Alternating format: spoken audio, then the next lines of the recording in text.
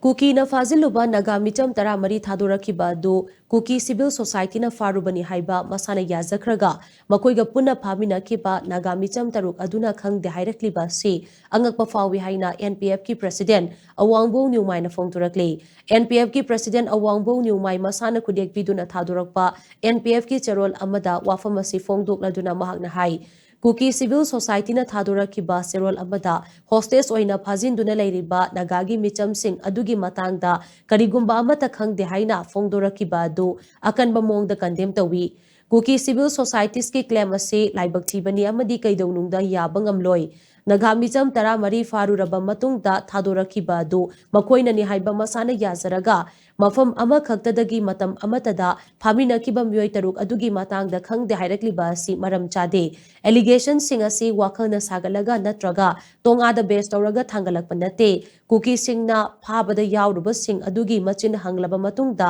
thangalakpani thaudok aduda hagthengnana yawruraba witness kaya mangda leiraba fawba phajin khriba nagamicham taruk adugi matangda khangde hairiba singak tabangamde myoi sing asi punna phaminna khraga haujik thadoktana leiriba myoi taruk adu makoiga khaidokna kibani aran ahui kaya haizilaga asengba chumba do kaidongnungda losinduna thamba yaroi phajinduna thamliba nagagi micham taruk adu athubada thadorakadabani haina su cherolasina makatana taksilakli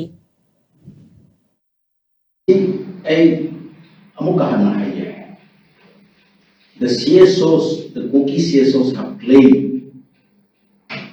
that they know where these 6 people are by denying that they don't know where these 6 people are. But they also claim that they know those 12